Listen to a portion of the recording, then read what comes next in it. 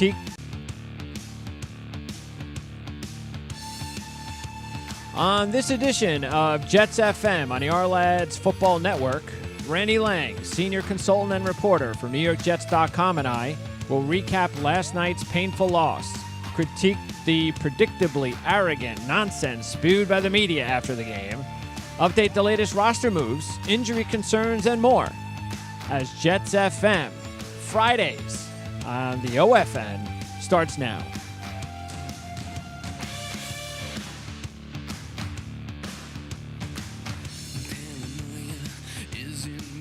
Well, it's Friday, September 21st, 2018. I'm Greg DePalma, and this is the Jets FM Fridays podcast on the Our Football Radio Network at ourlads.com.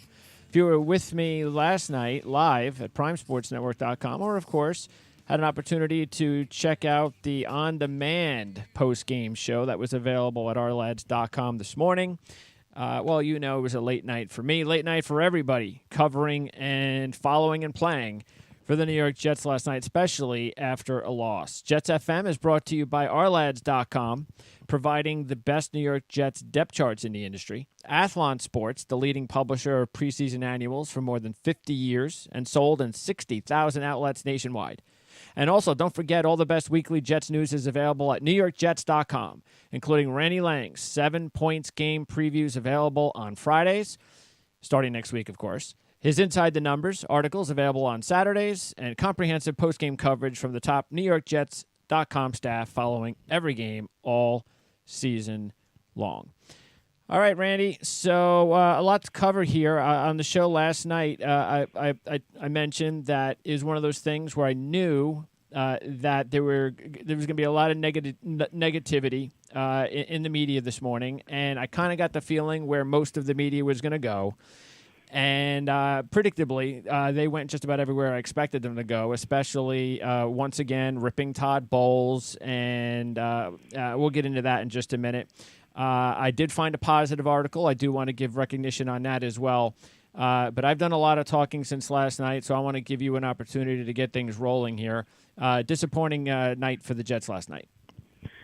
Yeah, it was. It started out fairly enjoyable. I kind of liken it to a battle between some heavyweight contenders. They kind of were feeling themselves out early on, and then the Jets scored some blows there in the second quarter, and it seemed to be something that they would be able to get accomplished and take home that victory. But on came Baker Mayfield, and I think simultaneously, as Todd Bowles did say at one point in his post-game press conference, I thought guys gassed out in the second half. He didn't dwell on that, but he did say that. Mm-hmm. And I think that was very possibly in conjunction with the Baker Mayfield phenomenon, was the fact that the Jets, and I don't mean to make a big deal out of this, but the Jets are the only team that the NFL has asked or told to play 3 games in their first 11 days of the season since the Thursday night games began regularly in 2012. Sure. And the Jets had to go on the road for both the opener at Detroit and then this one in Cleveland. It's not a big deal. I'm not trying to make an excuse for the Jets, but it is the first time that the NFL has told any team to do that. And, a few players did say, 3-11 is tough, and it certainly is. It's not a big excuse. You can't say, well, the NFL did us in.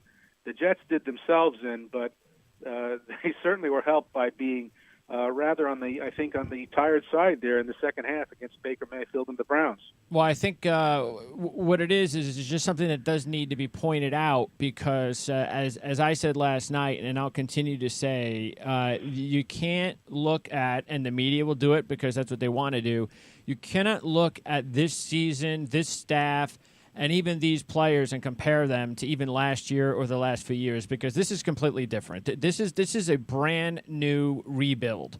They decided to bring Bowles and McCagnon back, whether you agree with it or not. The decision to bring these guys back was based on, you know what, there was a plan when they first got here, and I think everybody was in on the plan. All the veterans, let's pay them, everything. Let's go for the playoffs. Let's try to keep this momentum that we kind of lost with Rex Ryan. Let's got to get that back. and see if we can get to the playoffs and all that stuff. And it didn't work. It was a failure. And I think that everybody mutually got together and said, okay, let's start over again. But instead of going out and getting a new GM and a new head coach, they decided, let's give these two guys another chance, like if they were here for the first time. But the media is not going to react that way, and a lot of fans won't either. They want to go back to last year. They want to go back to 2 and 3 and 4 years ago, and they want to talk about all that kind of stuff and compare it. And I just don't think it's fair to do that. This is a new outlook. I think the coaches also have a different frame of mind, and the players are new. A lot of them are very inexperienced. They're young. We've got a rookie quarterback. This is going to take some time. So when you bring up that point, I think it's important because let's find out in 5 or 6 weeks if they're still making these same mistakes. And if they are, then we'll look back and go, well, that was just an excuse. But if they're not, then we can go back and go, well, maybe they were gassed. Yeah, certainly I understand the frustration of the fans and the reporters covering the team. I think the one thing that I think drives people crazy is when is it our turn? The Jets fans have seen other teams pass the green and white by in the last 5 or 10 years. A Jacksonville type team, Buffalo for a short while, although obviously this year they certainly look like they've fallen back. The Dolphins for a short while. Philadelphia in the NFC. When is it going to be our turn? Why can't we build that thing and get it going? But as you say, it's kind of it's a combination of let's feed off of the enthusiasm we had last year, and let's continue to add parts to it and build this thing the way we want to. That's Mike McCagnon's job, and then it's Todd Bowles' job to coach him up. Obviously, it looked pretty good after 1 week. It doesn't look as good after 3 weeks, and we will see. I mean, Jacksonville is going to be a very formidable challenge, but the Jets finally do get a chance to rest a little bit over that long week. And, let's see if they can compete with this team that passed them by, and maybe they can get back on the beam with a stunning upset on the road like they had in the opener. When I look at some of the reaction, like Mike Vaccaro's article last night, this morning, whatever, pretty much throwing Todd Bowles under the bus. This is Todd Bowles is on the clock now after this Jets disaster. So all of a sudden, Todd Bowles is back on the clock, and Todd Bowles is terrible, and we've seen this for years now. And so here's the thing, as far as I'm concerned. Okay, Mike, we know where you stand. Okay, I know where I stand. I believe in Todd Bowles. I believe in this regime. I believe in what they're doing. I've said that since really last year when they started to get rid of all the veterans. Remember that, Randy, when they were getting rid of all the veterans, and many of the media thought the Jets were doing a lot of that. What are they doing? How can they get rid of all these valuable players? They're going to be winless next season. Well, they weren't winless. They were better off. They were better off without the high-priced, talented players that were aging. Remember the whole David Harris fiasco that they ripped the Jets for? David Harris hardly played last year for the Patriots. That was a smart decision. So they constantly want to look back and talk about the fact that Todd Bowles is they want to be on the record and say that he's not the man. All I want to just do is get these guys on the record, and everybody else, the Joe Benignos of the world, they want Todd Bowles fired. They think he's no good. Just remember that if by the end of the season things are starting to turn around and this team becomes a perennial playoff team and the rebuild becomes something that we can get all excited about, which I believe will happen, and then just remember what you heard here. Yeah, I agree with you. I'm on Todd Bowles' side. I'm on a member of his team, obviously, literally and figuratively. But obviously that's going to be one of the bullet points this week. It's going to be one of the hot topics, and it will continue to be. And Todd Bowles knows that. He was asked point blank last night. How do you feel? You take the responsibility for this? He says, yeah, I take it all. Put it on me. I'm putting it on myself. Now, of course, words, don't get the job done. We have to see how the Jets respond. I do believe that Todd Bowles is more of a fiery guy than people realize, because there's a lot of fans and writers who who will comment that he looks too placid on the sidelines. I saw somebody make a reference to, sure. hey, let's just a little Rex Ryan every once in a while would be nice. Well, that worked out for 2 years, and then it didn't work out for 4 years. So, I'm going to hang with Todd, obviously, but Todd knows he's got to, get this team, moving in the right direction. Every game, even if it's a loss, it has to be moving in the right direction. And in the second half against the Browns, it did not. And you can say what you want. Browns, yes, definitely an up-and-coming team. They played better. Their defense got fired up. They solved the issues they had when the Jets were running the ball off of their right side, the Jets' left side, during that second quarter. And all of a sudden the Jets had nowhere to go. And, that every team has something going for them. The Jets have to prove over time to the writers and the fans that this program is working. And sure. So we've said it before, 5-11, third straight year is not going to cut it. And I think everybody knows that, but let's see how this plays out. There's still 13 games to go.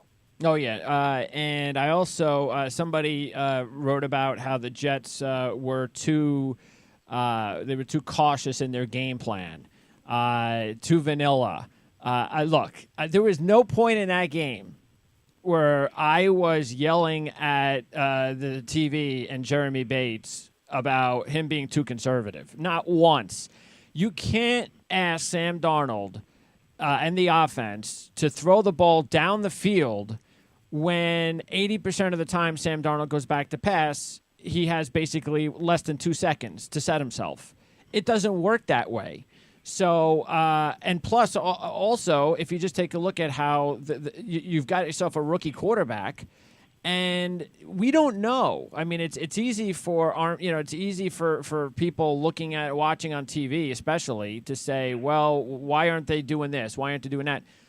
We don't see the film. We don't know exactly what Sam's looking at. We don't know if Sam is gun shy and he doesn't want to try to fit it into a tight space. We don't know if the receivers aren't figuring a way to get open. And here's the other thing. Why don't we give credit to Greg Williams, who happens to be one of the best defensive coordinators in all football, going up against a quarterback that's 21 years old making his third start? Yeah, and I thought Greg Williams actually called a great game in the sense that, he really didn't send the house all that much. I thought a lot of people figured, Sam is going to be under the gun the entire game. Well, he was. Myles Garrett had a lot to do with that, and some other players on that front seven. But, for the most part, I thought the Browns kind of played it right. And the one thing they did do is they seemed to be intent on keeping the ball in front of them, which, means the Jets are not going to get those shots down the field that they want all the time. And that is frustrating because where's Robbie Anderson been? Where's Terrell Pryor been? Terrell's been catching the ball a little bit, and he does damage when he does catch it. But, Sam's had trouble finding him. He really hasn't found Robbie Anderson down the field at all. And when he has found Robbie's coughed the ball up twice in 2 games now on fumbles after the catch. So, I still think, obviously, we've got to see what happens when the game plan on the defensive side is a little different. Will the Jets dial up those plays? Can they get the ball downfield? We saw Sam get it to Robbie Anderson very nicely against the Dolphins. I think he can do it. But if he can't do it, Sam put it a lot on himself, and that's going to be part of the rookie quarterback. Sure. And he didn't and the play growing pains. Yeah. He didn't have a great game. No. But he scuffled. He fought. Yep. And sure. And he did protect the ball up until the last 2 minutes when he had to force it. Yeah. When he had to force it. Yeah. And so, that's going to happen. But yep. Let's see if the Jacksonville Jaguars try to stay in front of the ball all the time. Let's see if Sam adjusts and Jeremy Bates adjusts a little better with the underneath stuff, and see if they can do more damage that way, which they did against Detroit, which they did against Miami.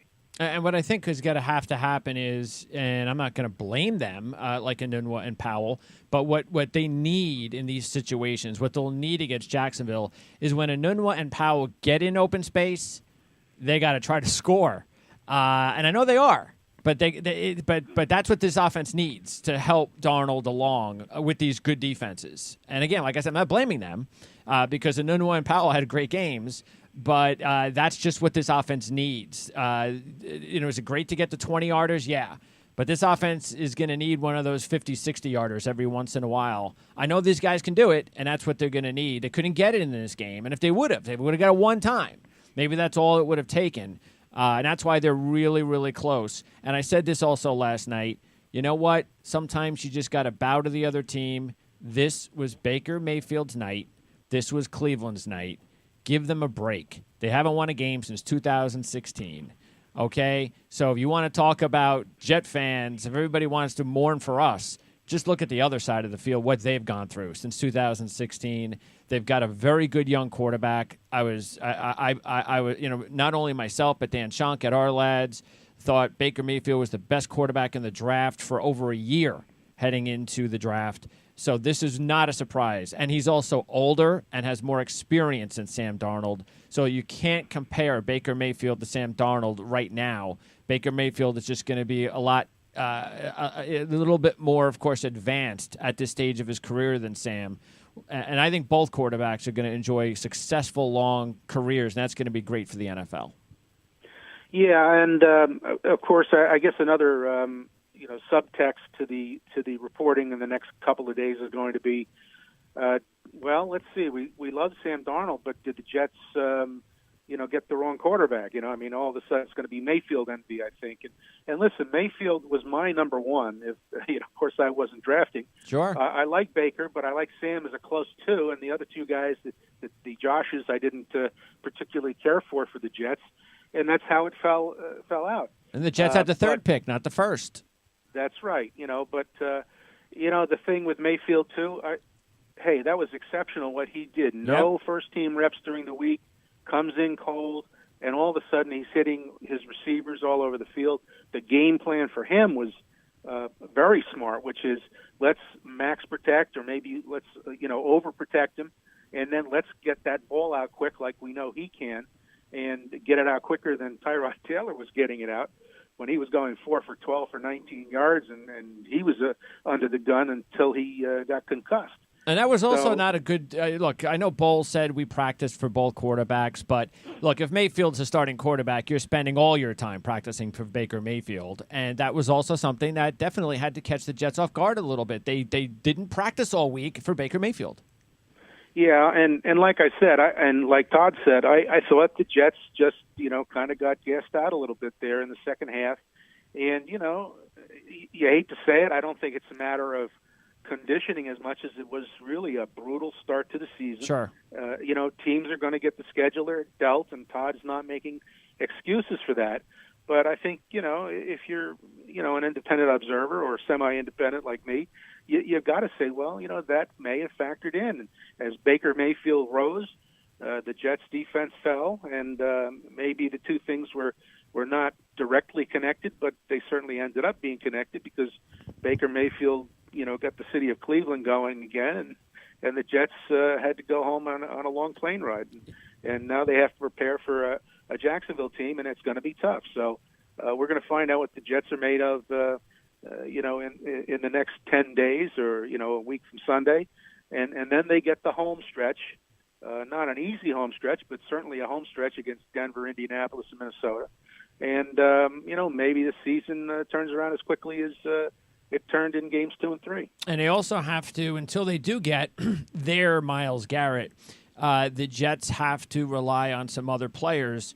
Leonard Williams, I'm sure he's getting double-teamed a lot. I'm not looking at the film, but I don't think I have to look at the film to know he's being double-teamed a lot, which is why the other guys have got to come through. And for the most part, I think they've done a pretty good job of that.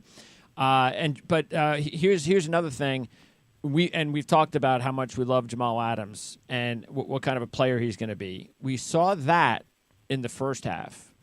I'm not sure what happened in the second half. That was a little disappointing. Now, whether that's Jamal, whether that's the strategy, whether that's Baker Mayfield and there's a different defense, I don't know. But that's what also has to happen. Your star players must find a way in the second half in those types of situations to come up with the type of plays that you were making in the first half. And I think that's something that was missing too. By the way, I do want to recognize and agree with a lot of stuff that Brian Costello wrote from today. And one of the things he started off with was regarding the penalties, because I talked about this a lot last year too. Is that the one thing that I was really the hardest on Coach Bowles about?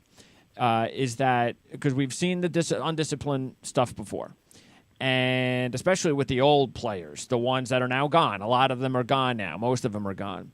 And I didn't feel like they were being disciplined properly, because it sure didn't seem like they were being disciplined properly during the games. And we were just hearing that they were being disciplined, I guess, in practice or behind the scenes. And we just got to trust that that's what's going on. But for some reason, you get into the games, and nobody's seeing it. Like, I got to tell you right now, when Tremaine Johnson had that dumb penalty that could have cost the Jets some points, I would have expected, and I thought, and I know he's your starter, he needs to come out for a series. You got to discipline these guys during the game. Who cares about push-ups in practice? Discipline them during the game. And maybe if you take some of their playing time away, maybe that's what you need to do. But something has to be done to discipline these players more. And I think it will. I hope it will. Because if it doesn't, then this stuff doesn't get corrected, I think. Yeah, and you saw, the Jets' penalty total is not indicative of what happened in the game, because you say, well, 6 penalties, 55 yards, that's not too bad. Well, they had 5 offsetting or decline penalties also. That's a large number. So that's 11 penalties thrown against the Jets in this game. And, another troubling thing, I mean, you can state the case, but this is the second game in a row the Jets had 3 false starts on their offensive line. Yep. And, of course, last week was at home, which is how do you make 3 false starts in front of the home crowd? And didn't they both happen in the second half? I think they did. And in fact, I know this one did. All 3 last night were in the second half, and they were 3 different players. But that could be an example, or maybe an indication that the offensive guys were a little tired, or maybe it's just a case of lack of discipline. Yeah. Of course, we had the Isaiah Crowell thing, which I think Todd did pretty strongly. Mentioned to Isaiah that is not acceptable. What he did after his, I think it was the second touchdown. It was an unfortunate little, post-touchdown celebration. Yeah, everybody noticed. But we've talked to Isaiah in the locker room. He's not a bad guy, I don't think, but that's the kind of thing he said. Well, I'm a passionate player, and that wasn't directed at anybody in particular. It was just something I did. He knows he can't do that again. Let's see how that works out, because that's going to be an example of whether Todd has the discipline on this team going in the right direction. But as he said, I thought we lost some composure. That was the one point that came through from the Bowles press conference. He mentioned it a few times. I thought we lost composure. I told them we lost composure. Yeah. That's going to be, watched very closely. Do the Jets regain that composure? They have a better team than they've shown in weeks 2 and 3, in my opinion. And by the way, I understand that when you have a physical defense that has confidence, like the Jet defense has right now, and I'm still extremely excited about what they've done. I know they fell apart in the second. I get all that. But compare from what we've seen in the previous few years, this is a much better defense. It's a much faster defense. It's a much more physical defense. And you just have to learn how to separate that from the undisciplined part. And hopefully that comes. It has to come. All the great teams know how to do it. And that's what this Jet defense has got to learn to do, is separate that fiery competitiveness during certain aspects of the game and make sure that it doesn't bleed into anything stupid. Which they've unfortunately done at times, but that's what you got to give it time. This isn't last year's group or the year before or the year before. This is this year's group, and that's why we have to worry about this year's team and give Todd, Coach Bowles, an opportunity to see if he can fix it. It's only the 3rd game. He's got the extra days to prepare for Jacksonville, And I would just hope that that's the extra time that they need to make sure that this gets fixed. I do want to continue to see the fiery Jamal Adams. I think that's good for the Jets. Sure. As he's not, and I don't think he's the guy that crosses over the line, but he certainly loves to talk on the field, and both to his teammates and to the other team. I love a guy like Avery Williamson. He's not fast, but he's extremely, playmaking minded. Oh, yeah, big game. He was all over the field against Cleveland all through the game last night. And I think he had 14 tackles, an excellent total, and most of them were near the line of scrimmage, not downfield. And a couple of sacks. He had a sack and a half, right? Yeah. And so, that's another thing. Steve McClendon is really fired up on the line, and, he seems to be the conscience of the front three, and I'd like to see him continue that. I want to see more of Leonard Williams. This is unusual, Greg. I don't know if you looked at the defensive stat chart. There's no Leonard Williams on that chart. Sure. He had nothing, no tackles, no pressures, no hits. That's unusual. And as you say, he's been and he was on the field for 65 plays on defense. So, that's got to be Casey Rogers and Todd Bowles. Remember the Myles Garrett sack? I think it was in the first half.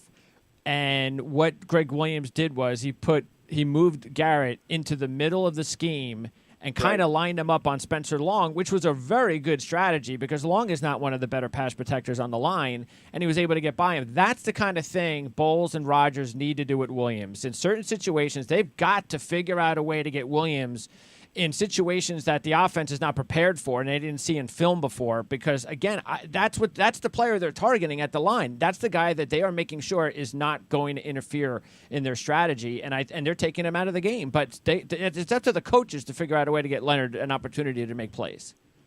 Yeah, I think so, and I think Leonard, he's finding life is a little tough the second, third, fourth years in the NFL.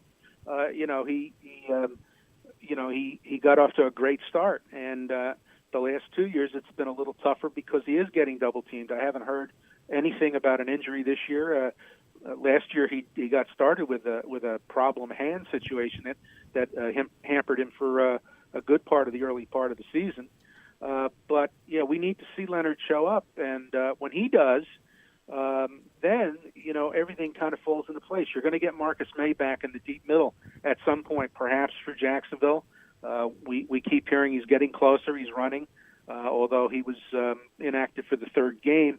But it would be great to see Jamal and Marcus teamed up again in the deep middle, solidifying that a little bit. Sure. And getting Leonard going up in the front seven. And Josh Martin is a solid player. He's been out for 3 games with a concussion in the protocol. So the Jets possibly will get some more pieces back to that defense. Is it going to make a big difference? I'm not sure if it's a big difference, but it will make a difference, and it could settle that unit down because they've had some moments. But you go from 5 takeaways against the Lions, which was impressive, to 2 against the Dolphins, both fumbles, but that's okay, to nothing against the Browns. And that's not the trend you want to see from a defense that is touting itself, and others have touted, as being one of the bedrocks of this team as it rebuilds in 2018. Yeah, they got to take advantage of their plays or the opposition's mistakes, and there were 2 that they couldn't. One was the Middleton drop in the end zone. And look, now if Marcus May is there for Middleton, we know how much more of a playmaker May is compared to Middleton. Middleton's more physical. Maybe that is an interception. Who knows? And then you take a look at Jenkins and his hit on Mayfield, which was returned by the offensive lineman. And if there was a Jet there, able to recover that ball. So there were some opportunities there. They just weren't able to seize them. And they made enough hits, too, on Mayfield and Taylor. And they got some hits on some of the players because they're being physical. But, unlike what happened with Cleveland when they were able to make a play and strip Robbie Anderson, Jets weren't able to make the big play and the big turnover. But I think if they just keep working at it like the way they're working on it, because they look like they're very hard-working team. Again, they're very physical. They're very much into it on defense. I'm pretty confident that those types of turnovers will come, and they'll come a lot quicker too. Once this team, hopefully by next year, of course, gets themselves their own Myles Garrett, because we still, just imagine a Myles Garrett, Khalil Mack type with this defense. That would make all the difference in the world, from a top 10, 12 defense in the league to maybe the top defense in the league. It would, but the other interesting point, and in the Jets' favor, because we mentioned the shortcomings in the second half, especially, but Casey Rogers and Todd Bowles are piecing together a pass rush, which is surprising to a lot of people. I think. Yeah. They have 8 sacks in the last 2 games. They Sure. had 4 against the Browns. Yeah. I think 3 of them against Tyrod before he left the game. The last time the Jets had 2 4-sack games or more back-to-back was 2015. There you go. It just happened to be against the Bills and Tyrod Taylor, and then against Jacksonville and Blake Bortles. So I don't know if that's an omen, but hopefully let's see if they can continue to piece together that pass rush as they wait for their Myles Garrett or Khalil Mack. And the more you do that, the more chances you're going to get to strip the ball, especially when you're hitting a quarterback like that. Exactly. Jordan Jenkins is starting to become a real strip master here. I mean, he's got 4 for his career, 2 this season in back-to-back games. So, he's coming into his own, and that would be welcome. So there are some good developments, obviously, for these Jets, but not enough the last 2 games to put them in the best position heading into Jacksonville. But, that's up to them. As they said, we've got to find it. I think Jermaine Kearse said something like, we've got to find out the team we are. That's a very interesting comment. Yes, they do. And, we will find out, after, a week from Sunday, I think. And then the other thing, some more positives, like the offensive line. We know their limitations. They're clearly a better run-oriented line than they are in pass protection, but they have done a really good job. And when you give your rookie quarterback, 100 yards rushing on the ground, I think you've done what you needed to do. And it's just now up to the rookie quarterback to play well and make plays, or the offense to come up with the right play calls. I think the Jets are going to win their share of games this year if they rush for 100 yards. And you got to give the line credit, and, of course, also the receivers and the tight ends for blocking. To see some of the runs, Powell 14, Powell 8, Crowell 8, Crowell 6. I mean, that's really good in the running game. And I know it didn't last the entire game, but it lasted in enough different areas of the game that now it's up to the passing game to do their part, which it didn't. But it's promising that for a unit that was maligned heading into the season, that I think they're doing as good as we could have really anticipated. And here's the other thing too: is I don't recall a lot of holding penalties this year from the offensive line. I mean, usually it's like, the offensive line's no good. They're giving up sacks. They're holding on every other play. Okay, they're giving up pressure and stuff, but they're not killing drives with holding penalties. I don't even recall many this season, to tell you the truth. No, I think you're right. And the second sack of Sam Darnold was again in that 2-minute period at the end of the game. So, in effect, I mean, all the talk about Myles Garrett and the Browns going to come after Sam Darnold, they really only got him once. The one thing that does concern me a little bit with the offensive line and the running game is that there have been a lot of first hits behind the line of scrimmage. Yeah, sure. The Jets were, they had 11 plays last night, a very high number, where either Crowell or Powell were tackled at the line or behind the line. In the first 2 games, they've been hit behind the line a lot. Their yards after first contact is good after contact, but before contact, it's very low. They were in like a 1.5 situation before first contact. And, you want to be around 2. It doesn't sound like a big difference, but it makes all the difference in the world for you to avoid, getting hit in the backfield, so that maybe you have a little more room to get some yards after that first contact. The Jets can do that. Powell and Crowell both can do that after contact, but, they're human. They need to get past that line of scrimmage to do their thing, and I'd like to see a little more consistency from all the linemen. I don't think any one player in particular is a problem there on the line, but all of them seem to share in it. and that has to come together for the Jets to be at their best in the run game to help Sam Darnold out in the pass game. And, of course, I don't think we would have expected Quincy Enunwa to get off to a start like this. He is looking every bit like the comparison that has been made before, like the next Anquan Bolden. With his size, his physicality, being able, 3 separate times, they ran this pretty much the same play. Now, I know they ran the second and third plays were the exact same because Kurse made the same blocks and spreed Enunwa to make some big gains and pick up some first downs on third downs. So that play worked. And I'm sure they're going to keep going to that probably once a game all season long, no matter who they're playing, because that's what Enunwa can do. He's just he's clearly one of the best top physical receivers in football, and he is just a valuable part of this team until they can find one of their tight ends too, because it's sooner or later.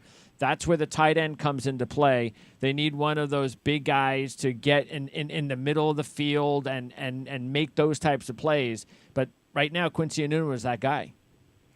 Yeah, Quincy's been so impressive, having missed all of last year with the neck issue that he suffered back in training camp last year. He seems to have picked up where he left off and is becoming that player that they thought he would be after 2016. He is... even before last night, he was averaging, I think it was like 6.7 yards after the catch. That's my calculation. I think other sources might have him over 7, but I'm a little more conservative in that. But Quincy is basically the top yak guy for the last 3 years, and actually for the last 15 years. I can go back and chart this, and no other wide receiver has come close to averaging what Quincy averages after the catch. That's because, as he talked about, he wants to run violently. I think Todd Bowles said he runs violently. Yep. He also has incredible moves. He's also a big guy. He's that hybrid. He's got great speed, and yet he's so big he's hard to bring down by a lot of corners. So that's going to be a factor going forward.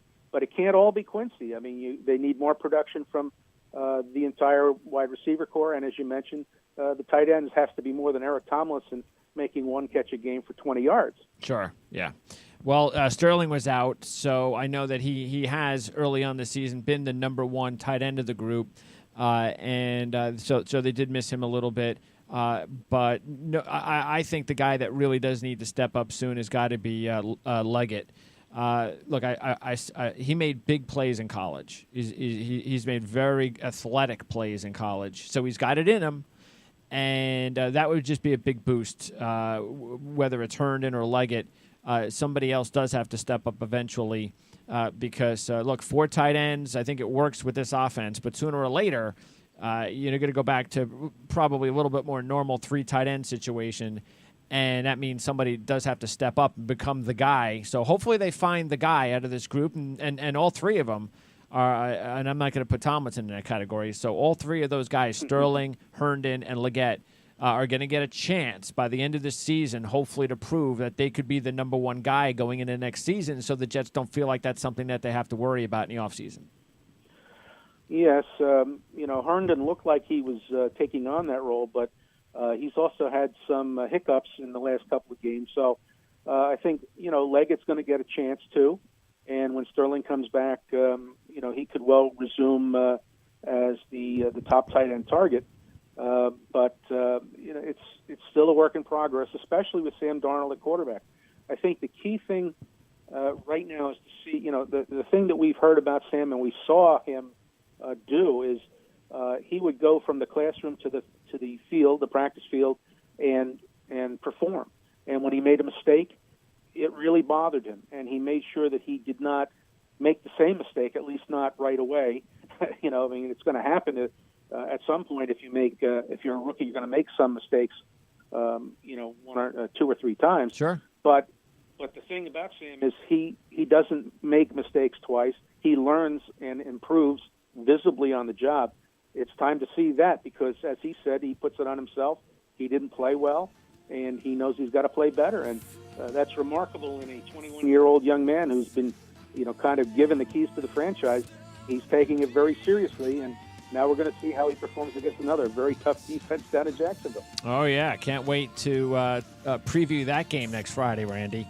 All right. So we'll see how it goes. It should be an interesting week. We'll see the fallout. And, of course, we'll get a lot of we'll get a few press conferences from Todd along the way. We'll see if some players get the extra days to heal up. It's not a bye week, but still, they get some extra time to heal up. So we'll take a look at that.